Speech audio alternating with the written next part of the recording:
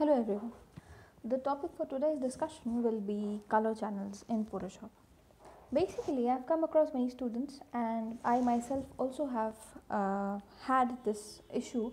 When we started learning Photoshop, I came across something that was called channels, and then we came across statements like channels are very powerful in extracting masks, and also they are very powerful tools that can be used for color correction and other stuff in Photoshop. No doubt, color channels are still the most powerful tools to be used in order to extract masks or color corrections. But the very basic question is that what are color channels? If you're not able to understand what exactly are color channels, then using them for any further requirement or something becomes a little bit complicated for the people. So today we are going to understand this basic thing of Photoshop, that is called color channels. So let's go to the Photoshop interface. Let me do that. And this is the Photoshop interface, and here we do find a panel called a channels panel, which is sandwiched between the layers and the paths panel. If by any chance you do not find this channel out here, you can just go to window and call it upon by clicking on this channels tab. Okay. So for the time being, we do not have any information in this channels palette. So what we are going to do is we are going to give some information in it by creating a new document. So let's create a new canvas. This is fine for me. And as you can see, by just creating a new document, we have populated the channels panel with some information in it, and the information is there are 4 layers, automatically created layers, and it is the RGB, red, green and blue layers. All of these are called channels except this one, because this is not exactly a channel, it is a composite channel, which is the composite of these 3 individual channels together. So this is what is called channels. The red, green and blue, these are what is called channels.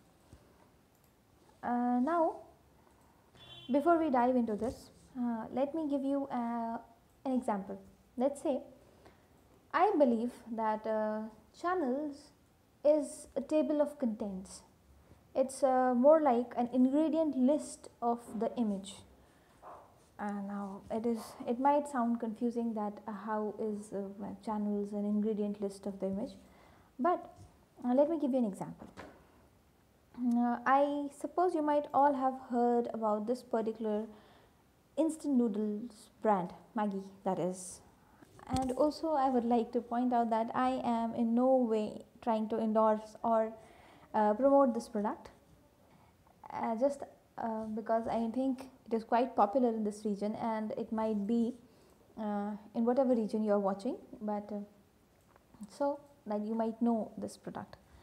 The thing is, when we look at this product, these noodles, these white, not exactly white, off-white color noodles, can you make a guess, or like just by looking at it, do we know that whatever ingredients are there in that noodle? We don't know. It might be made of flour, it might be made of another thing, maybe semolina, or maybe it would have or do not have oil. It might be vegetarian or not vegetarian. There are many things that might go into the production or manufacturing of this particular noodles. But the essential question is that just by looking at this particular product, do we or can we know whatever what are the things that have gone into making of this? The general answer will be no, because we do not know exactly what it is in there, right?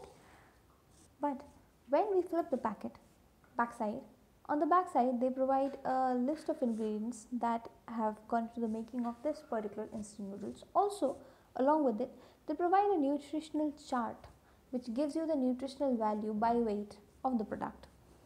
The thing is, this is what is called an ingredient list of this instant noodles. Although we might not be able to recognize most of the products that have gone to the making of it just by looking at the end product, that is the noodles, right?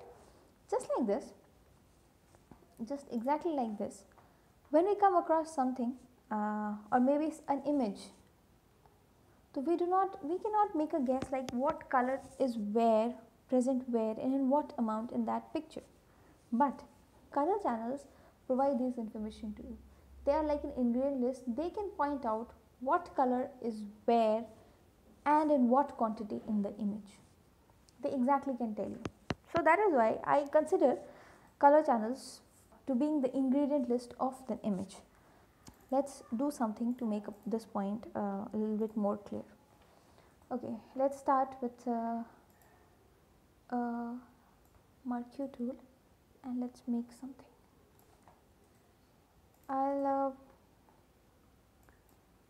Let's put in a value of pure red. Okay, so this is the red, and I'll rename this layer as red. Okay, and I'll make several more layers, and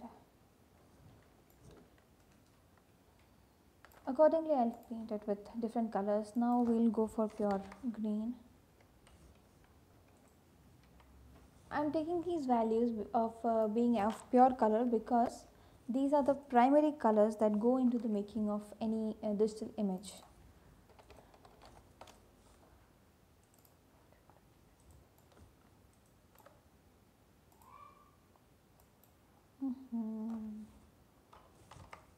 I'll have to change the green color because it has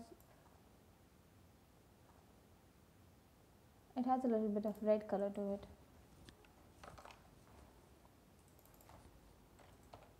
Okay, I'll come back to that later.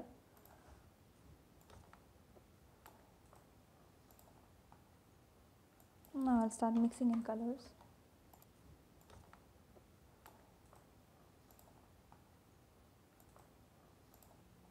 Okay, and we'll have a last bar that will be of black color,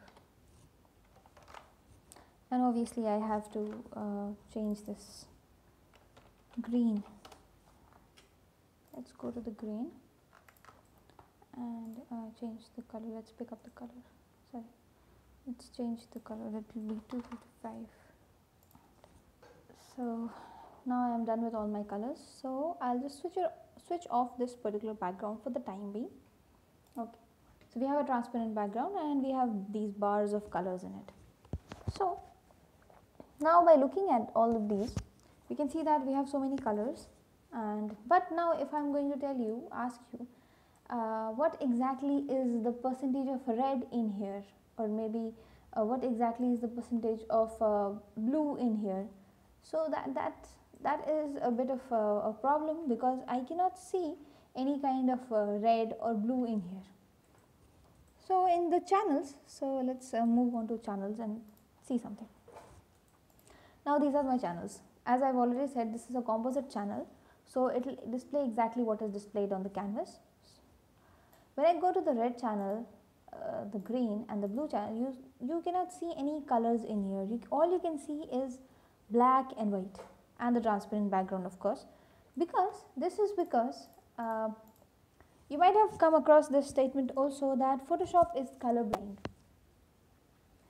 It is a bit of a surprising thing, or maybe it's not for you, but the thing is Photoshop actually is colorblind. It does not have the ability to see colors. All it has the ability is to see black, white, whatever is between them. There is lots of grey, all shades, the multiple shades of grey, and that almost accounts to approximately 254 shades of grey actually. In an 8-bit image, it can actually display up to 256 colors per channel. So that is why it takes excluding the black and white value, we have 254 shades of grey in between them. So in the red channel, you see that this bar is white, this is also white, other than that all is black. Why is that? Basically, channels represent data in a grayscale format. That is how Photoshop sees it. So it will give you wherever the value of red is the fullest, or maybe is the highest, it will display it to you in white. Let's see, the first bar in here, it's actually red, so So that is why this portion of the image is red, and that too because it is pure red, we have this value as white. And then after that we have this color magenta. After that, green and blue do not have even a hint of red to it, so that's why they are displayed as black. That means it does not have that color information in here, so it is black. Then after that we have this magenta and yellow. Obviously magenta and yellow have their own portions of red to it along with other colors, so that is why it is also displayed as white. Other than that, the color black is obviously black because it does not have any pigment of any other color. And there we have cyan. The cyan color actually has green and blue in equal amounts. That is why, because it does not contain any of red, so we cannot see any of red. It's all black because it does not contain that particular pigment or that particular color. It's not pigment, I'm sorry. Pigment is basically meant for printing. It's not meant for digital purposes. The colors we see on screen are basically the colors of light, and there's one thing that all the colors, when mixed together, they form the white light, and there's no color. That means there's no light. Absence of any color is said to be the black. Let's move on. It's basically the same with the green also. The green bar in here is all white, and other than that, wherever there is a possibility of having green color, that is in the yellow and the cyan bar, we have white. Other than that, everything is black. The same goes for blue. Actually, it is telling you that this particular area has this particular color, and other than that, other areas lack this particular color. So it is represented in black and white. Also, we notice that this particular bar, it stays the same throughout all these channels because it is black in color. We fill it with black color, so it is black in color. And because I've already told you that because of light, all the color models, the RGB color models, whatever that goes on a screen, that is on a digital medium, they follow this model RGB, that is the model of light. So that is why absence of all the colors is black. So that is why in RGB, in these three channels, we do not have any color for this particular bar, because this bar does not contain any pixel that corresponds to any of these channels. That is, it does not have any color at all. Now if we switch on this background layer, that is white in color, then again go to the channels. Here what you can see is, you are not able to see the white bars anymore because it has merged together with this white background. And white, you can also see that across all these channels, white is constant. White is constant because white has all the colors in it. So that is why whatever channel it goes to, the channel information is there present in the white color. That is why it is white in all three channels. On contrary to it, black is black in all three channels. So basically this is what channels actually depict, where that particular color, that is the primaries here, that is the red, green and blue, are present in what amount, excuse me, and where in this particular image. Now let's do one thing.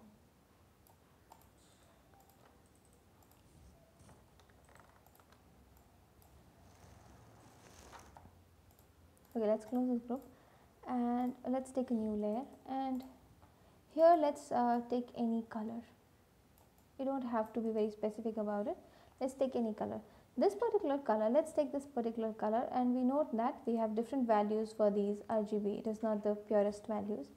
And then click OK, and we'll dab it across the. So I've done this, and then I'll take another color, maybe somewhere around here. And then I'll make another stroke. Okay, so now we have these two strokes across the canvas, and we know that the values of colors in here are different. As we can see, the color chosen here, it has a different value for each color. It does not correspond to a single value. That also means that this particular color has information on all three channels. Okay, now let's see the channel. You can already see that it has these three channels contain information on both of these strokes. Now let's see in red channel. As we can see, this color, it's primarily made of blue and green, and it has a very less let's say, just a minute, let me pick up this color. Okay, so in the red area, as we can see that this has this particular stroke, that is I cannot name this color, it's somewhat of a bluish green.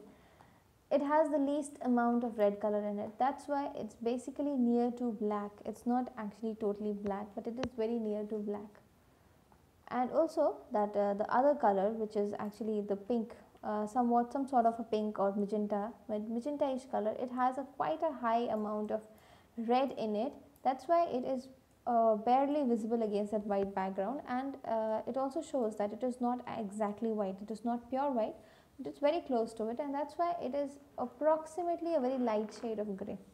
Also in the green channel, as we can see the both of these stroke, we can understand this has less amount of green to it, because it has literally less amount of green to it. So that's why in green channel it is not displayed as brightly colored as in red channel, but it is quite dull, and it has a darker gray color to it. The same goes for the other stroke, which is this one, and because it has quite a high value of green in it, that is why it has a lighter shade of gray color to it. Now in the blue channel, the same goes for here also. As you can see, for the pinkish color, it has quite high value of blue too, but it is not as high as the red, so that is why it is not as light as it is in red channel. And also for this particular color, this other color, we can see that it also has a very high amount of blue to it, but it still does not have as much high of blue as it is in green channel. So there's a little bit of shifting of gray color between both of these channels. So basically, if you take any image, the channels can actually give you the exact location of these three colors in that particular image, and also the quantity in which they are available, because the range that is displayed in these channels is grayscale, and it ranges from black to white. So between these range, the more white the color is in these areas, the more amount of this particular hue is present in that particular color, and the less bright the color is in these channels, the less amount of this particular hue is present in that color. So basically, get an idea what exactly channels are. We'll be covering how to make selections with the help of color channels in a different session. So I hope I might have cleared your doubts. See you next session.